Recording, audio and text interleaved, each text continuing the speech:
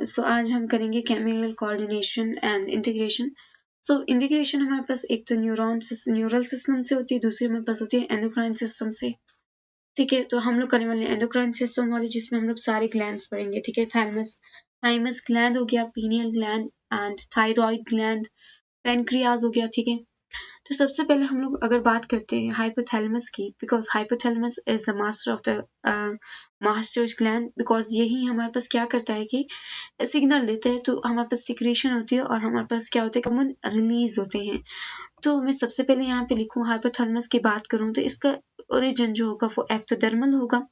ठीक है, और located at the base of diencephalon. ठीक है, और अगर हम लोग इसकी बात करें तो मैंने यहाँ पे लिखा है कि पोस्टीरियर पिट्यूटरी जो होता है हमारे पास, उस पे डायरेक्टली कंट्रोल करता है। और जहाँ की अगर हम लोग इंटीरियर पिट्यूटरी की बात करें, वहाँ पे इसका हाइपोफेशियल पोर्टल वेन्स कंट्रोल है। और यहाँ पे मैंने एक पिट्यूटरी डायग्राम बना रखी है, यहाँ पे मैंने पिट्यूटरी ग्लैंड की डायग्राम बनाई है। ठीक हो, तो फर्स्ट बात है ये पोस्टीरियर पिट्यूटरी की बात करें तो वो ये रहा पोस्टीरियर पिट्यूटरी।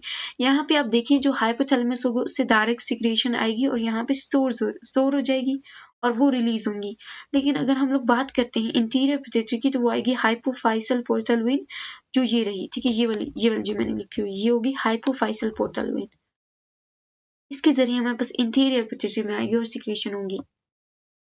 दूसरी अगर हम लोग बात करते हैं तो रिलीज वेसोप्रेसिन एंड ऑक्सीटोसिन विया न्यूरोफाइसिस की, यहाँ से रिलीज होंगे ऑक्सीटोसिन एंड, अगर मैं यहाँ पे इसको मार्क कर देती, ओ अच्छा बस सही है, ये जो होंगे ये हमारे पास रिलीज होंगे oxytocin and vasopressin posterior pituitary से रिलीज होंगी। ठीक है, अब इंटीरियर वाले ये रहे जिसको न्यूरोसिक्रेटरी सेल्स भी बोलते हैं, जिसमें गोनेडोट्रोफिन रिलीजिंग हार्मोन, ठीक है, मेलानोसाइट रिलीजिंग हार्मोन, ये सारे आ जाएंगे। ये रिलीजिंग हार्मोन जितने भी होंगे वो इंटीरियर पिट्यूटरी से रिलीज हो रहे हैं या न्यूरोसिक्रेटरी सेल्स से रिलीज हो रहे हैं। ठीक है, और न्यूरोफाइसिस वाले सिर्फ हमारे पास दो आते हैं, जिसको हम लोग वेसोप्रेसिन या एडीएच भी बोलेंगे, और ऑक्सीटोसिन। ये दो हार्मोन है जो हमारे पास न्यूरोफाइसिस से रिलीज होते हैं। अब हम लोग वेसोप्रेसिन की बात करें ना, तो वेसोप्रेसिन का काम क्या है कि ये करता है reabsorption of water from DCT and PCT और reduce loss of H2O through urine. वही बात है ना कि जब वाटर की रीअब्सॉर्प्शन होगी तो यूरिन में लॉस ऑफ वाटर कम होगा। और इसको हम लोग एडीएच भी बोलते हैं, एंटी डायरेटिक हार्मोन। डेफिशिएंसी को हम लोग बोलते हैं डायबिटीज इंसिपिडस, जिसमें क्या होता है कि वाटर कम हो जाता है, मतलब डिहाइड्रेशन होती है डायबिटीज इंसिपिडस में, क्योंकि जब ये प्रोड्यूस नहीं होगा तो हमारा एक्सेस होगा वाटर लॉस थ्रू यूरिन, जिसकी वजह से हमारी बॉडी में डिहाइड्रेशन हो जाएगी। अब दूसरा हमारे पास आता है पिट्यूटरी। अब पिट्यूटरी जो होता है वो हाइपोथैलेमस से अटैच होता है एक स्टॉक के जरिए। अब इस जिस कैविटी में पिट्यूटरी पाया जाता है इसको हम लोग बोलते हैं तर्सिका। ठीक है, अब यहाँ पे वही हमारे पास आ गया इंटीरियर पिट्यूटरी और पोस्टीरियर पिट्यूटरी, जो हम लोगों ने पहले बनाया हुआ था। इंटीरियर को हम लोग एड्रीनो हाइपोफाइसिस भी बोलते हैं, जो 75% कंट्रीब्यूशन देगा। ठीक है, ज्यादा यहीं से रिलीज हो रहे हैं।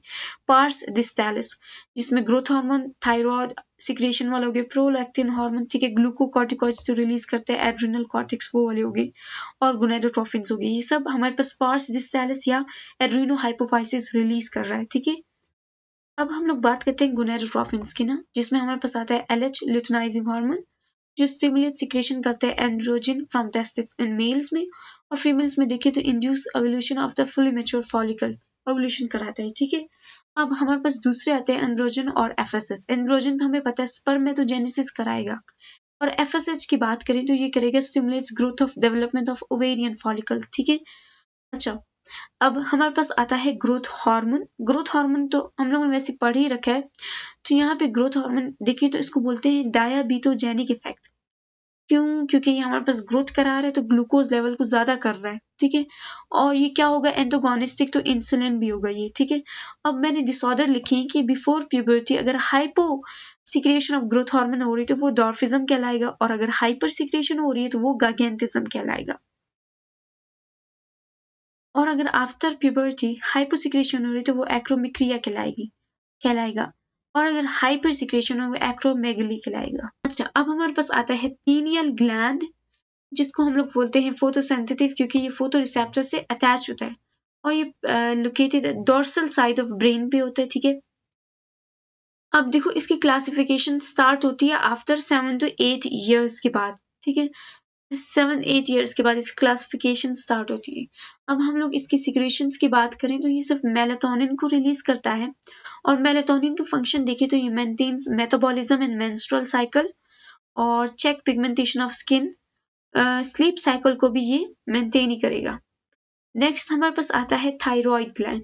अब थायराइड ग्लैंड एक लार्जेस्ट ग्लैंड है हमारे पास, ठीक है, और ये अटैच होता है इस्थिमस से, बाइलोब्ड भी होगा। इसमें फॉलिकल्स और स्ट्रोमल टिश्यू होते हैं। थायराइड ग्लैंड की बात हो रही है, ठीक है, थायराइड ग्लैंड।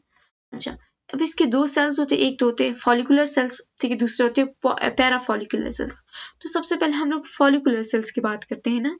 तो फॉलिकुलर सेल्स में दो हार्मोन हमारे पास रिलीज हो रहे हैं, टेट्रा आयोडोथायरोनिन जिसको T4 बोल रहे हैं, और यहाँ पे T2 रिलीज हो रहा है, ठीक है।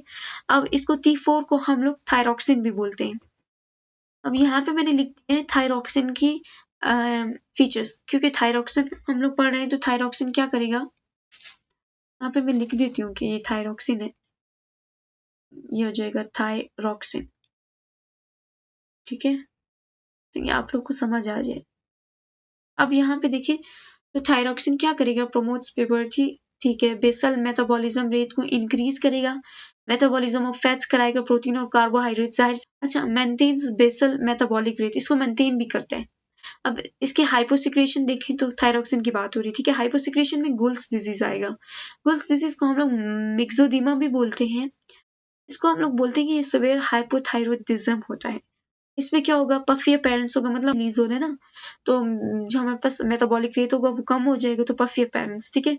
अब यहाँ पे लैक ऑफ इंटेलिजेंस का मतलब है उसकी मेंटल ग्रोथ नहीं हो रही। दूसरा हाइपोसिक्रेशन में हमारे पास आता है गॉइटर, ठीक है, सिंपल गॉइटर जिसको हम लोग बोलते हैं। तीसरी हमारे पास आती है हैशिमोटोज डिसीज। अब ये एक ऑटो इम्यून डिसऑर्डर है कि इम्यून सिस्टम जो होता है हमारे पास, हमारे जो थायराइड फॉलिकल्स होते हैं एंटीबॉडीज बना के उसको मार देता है, ठीक है। अब इसमें ये है कि एंटीबॉडीज किल्स थायराइड फॉलिकल्स।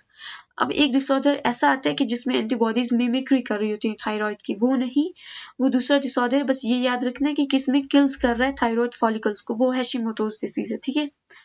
अब अगर हमारे पास चाइल्डहुड में आ रहा है during pregnancy deficiency of thyroxine, तो उसको हम लोग बोलते हैं क्रेटिनिज्म। अब क्रेटिनिज्म क्या है, इसको सही कर सकते हैं कि अगर हम लोग इसको थायरोक्सिन दें डाइट में या मेडिसिन में, तो वो सही हो सकती है। और इसकी वजह से हमारे पास जाहिर सी बात है, जब थायरोक्सिन कम है तो हेल्थ ग्रोथ नहीं होगी, मेंटल ग्रोथ नहीं होगी। अब हमारे पास आती है हाइपर सिक्रेशन ऑफ थायरोक्सिन। मैं यहाँ पे लिख देती हूँ, यहाँ पे थायरोक्सिन लिख देते हैं हम लोग, of thyroxine.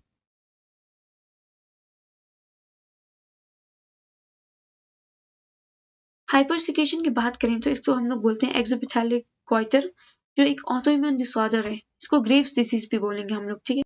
Enlarge eye ball हो जाएगा, और जिसमें हमारे पास वेट लॉस होगा।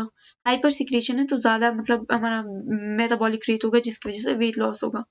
और जो एंटीबॉडीज होंगी वो मिमिक करेंगी TSH की, ठीक है। ये पॉइंट अपने यहाँ से ये रिमेम्बर, ये वाला ज्यादा अच्छे से याद रखना है, मिमिक TSH। नेक्स्ट हमारे पास आते हैं पैराफॉलिकुलर सेल्स, ठीक है। ये भी हमारे पास क्या है, थायराइड ग्लैंड के हैं पैराफॉलिकुलर वाले। अब ये TCT रिलीज करता है जिसको बोलते हैं थायरोकैल्सिटोनिन, ठीक है।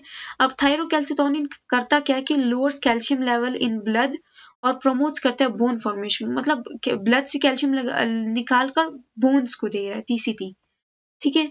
और ये क्या होता है, एंटागोनिस्टिक टू PTH के होता है, जो कैल्शियम लेवल को इंक्रीज कर रहा होता है, ठीक है, PTH। अब TCT को हम लोग बोलते हैं कि it also use to treat conditions like hypercalcaemia, osteoporosis. जाहिर सी बात है क्योंकि ये बोन की डेंसिटी को इंक्रीज करते हैं, तो ऑस्टियोपोरोसिस के लिए यूज कर सकते हैं। और एक होती है पैगेट डिजीज, जिसमें ये बोन पेन को रिड्यूस कर देता है, ठीक है, कौन, TCT। अब इसका नेक्स्ट हमारे पास हार्मोन होता है पैराथायरॉइड हार्मोन, जो कैल्शियम लेवल को इंक्रीज करता है ब्लड में, या रेगुलेट आप बोल सकते हैं। Also controls phosphorus and vitamin D level को भी कंट्रोल करता है पैराथायरॉइड हार्मोन, ठीक है। PTH जिसको हम लोग बोल रहे हैं, यहाँ पे लिख लेते हैं, PTH भी इसको बोलते हैं, PTH। Stimulate the release of a calcium from bones, ठीक है, बोन से कैल्शियम लेके ब्लड में ज्यादा कर रहा है, मतलब एब्जॉर्प्शन फ्रॉम फूड में कहेगा कि कैल्शियम की ज्यादा करो। कंजर्वेशन ऑफ कैल्शियम को इंक्रीज करेगा फ्रॉम किडनीज से, ठीक है। और it also promotes the bone growth को भी यहाँ पे ये प्रमोट करेगा, ठीक है।